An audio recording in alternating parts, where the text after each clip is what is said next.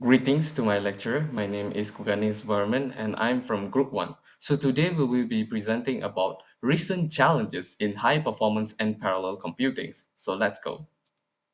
First of all, what is HPPC, high performance parallel computing? So HPPC is all about solving complex and data-heavy problems more efficiently. So it does this by using multiple processes running in parallel. So instead of doing one thing at a time, the system can handle many tasks at once.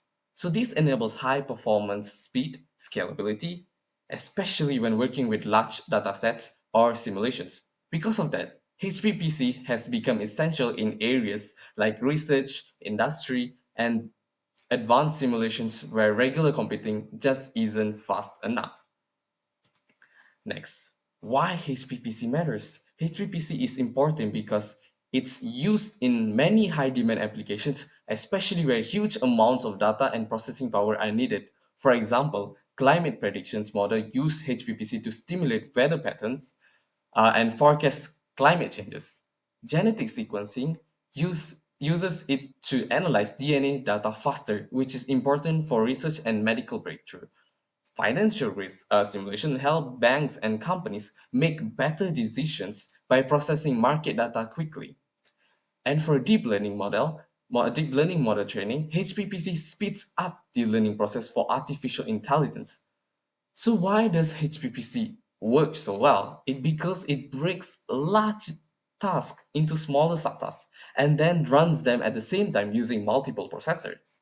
So this method is called parallelism. Helps save a lot of time compared to traditional serial computing where only one task is processed at a time. So in the HPPC foundations, HPPC involves both hardware and software. On the hardware side, it includes supercomputers, clusters, multi-core CPUs, and GPUs, all designed to handle parallel tasks. On the software side, developers use tools like MPI for distributed systems, OpenMP for shared memory, and CUDA for GPU programming. These tools help manage how tasks are divided and processed. But even with all this power, HPPC still faces challenges. Things like scheduling in extremely heterogeneous systems, input output scalability and data management, energy efficiency, fault tolerance and reliability, and many more challenges that the rest of this report will explore. So that's all from me. Thank you. So, good evening. I'm NAVINDRAN and today I'm going to present one of the most important topic in high performance and parallel computing, which is recent issues and challenges in the fast evolving field. So, as computer systems keep on growing more powerful and they also face many new challenges which need to be solved to ensure that the systems stay efficient, scalable, and sustainable. So for my part, I will be explaining about the three main challenges experienced in the high performance parallel computing. The first one is the scheduling in heterogeneous system. The second one is the I/O scalability and data management, and third one is the energy efficiency in the HPC high performance systems. So each of these areas presents technical and operational barriers that will affect the performance and also the usability in the modern supercomputers. So let's move on to the first challenge, which is the scheduling in extremely heterogeneous system. So the modern HPC platforms, which combine the CPU, um, the central processing unit, and the GPUs, the graphical processing, other accelerators. So each of these processors has unique architecture, which make them distribute the task in highly complex. So for instance, the GPUs can't easily interrupt with the mid task, like unlike the CPUs, which leading to the inefficient scheduling. So data transfer between the CPU memory and also the GPU memory also add latency and have a certain bandwidth overhead. So as workloads are become more dynamic and AI driven, so existing static scheduling approach is very struggle to adapt. So let's move on to the next challenge where the energy efficiency in the HPC system. So HPC high performance computing systems are consume lots of energy, megawatts of power and cooling, which adds to that. So energy usage monitoring, especially on the GPUs, is still immature, and it's making optimization very hard. So we also face trade-offs, which saving the energy can reduce the performance. Solutions like the power-aware scheduling and better data locality, and then the integration with the renewable energy are being explored furthermore.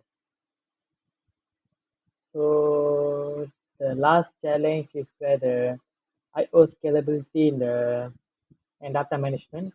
So IO scalability become a serious bottleneck at the exascale level. So simulations can generate petabytes of data per run. These require efficient parallel read-write operations.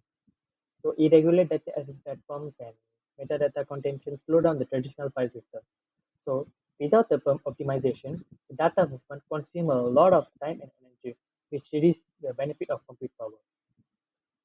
So to summarize, the high performance computing system face a lot of serious challenges in scheduling the IO performance, scheduling IO performance solves the energy efficiency. So addressing all these key issues is essential for building the faster and also smarter and greener high performance computing environment. So that's all for my part. Thank you.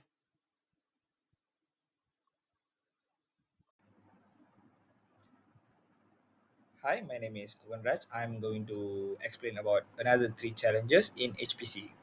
Uh, Now, was explain that as HPC systems grow more complex and powerful challenges related to the system, reliability, energy efficiency, and data handling become more critical. They highlight the need of scalable and adaptive solutions to support the future of supercomputing. Okay, for my part, I will explain about the performance portability across diverse hardware, fault tolerance and reliability at SR scale, and lastly, quantum computing in the data handling bottlenecks under modern workloads. All right, firstly, fault tolerance reliability at exascale.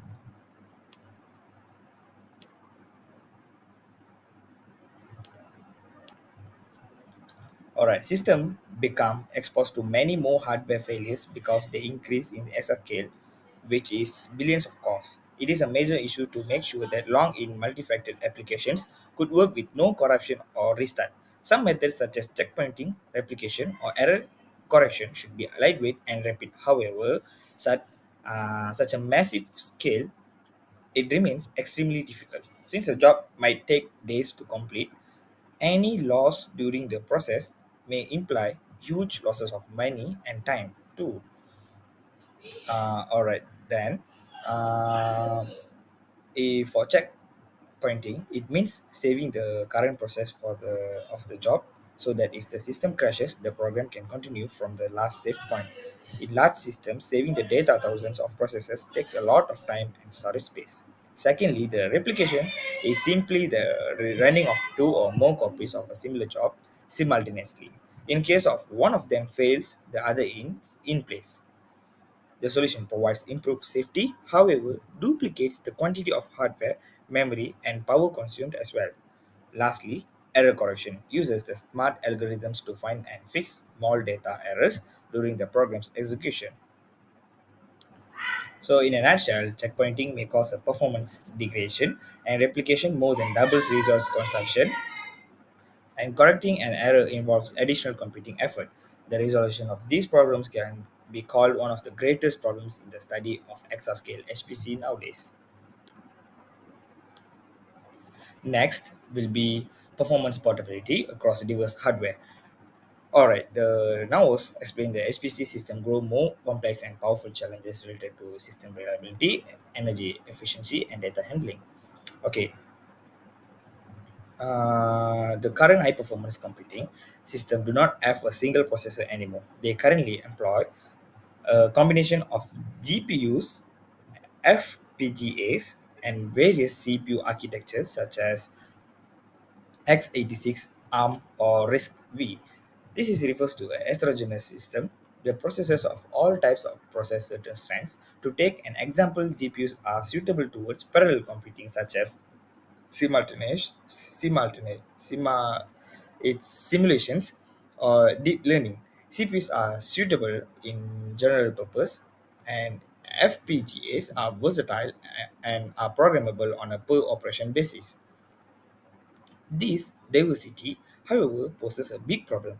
The program written in adjusted to work with one type of processor cannot work quite well or even very slowly with another type. A typical example is code optimized to run on a NVIDIA GPU might not work, or even work suboptimally on a AMD GPU or CPUs in general.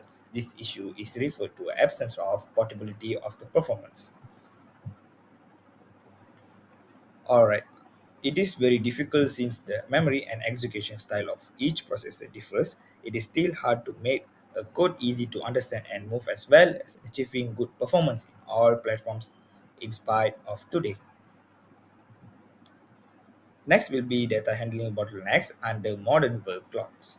Alright, GIA found that big data applications in HPC create heavy pressure on memory and storage, especially when modern processors underutilized due to I/O bottlenecks. A range of application in current system HPC produces massive data sets, including most uses of AI simulations, weather forecasting, and scientific research. In certain cases, this number can be in terabytes or even petabytes in a single job. The issue is the data storage, such as hard drives, file servers, which are not able to provide or receive data with speed fast enough compared with the speed of the CPUs or GPUs. And the other large scale problem is that I/O systems, which are input and or output systems that transfer data in and out of the storage and into the processors, do not make good performance when numerous jobs are simultaneous access to the data. Thousands of jobs attempting to simultaneously read and write data can result slowdown, collisions, or delays in a large HPC clusters. Uh, that's all from me. This is the other three challenges. Thank you. Greetings, my name is KUGANRAJ and I'll be presenting about the future research directions and also the conclusion. As HPPC systems continue to evolve, we are seeing a shift from just scaling computation power to completely reimagining how computation is done. This includes exploring new hardware paradigms, combining centralized HPC with edge computing, and even embedding AI deeply into the HPC infrastructure. In this section, we focus on three emerging research directions: neuromorphic computing, HPC integration and distributed computing, AI native HPC systems. Each of these offers unique approach to addressing today's major bottlenecks in scalability, energy use, and performance optimization.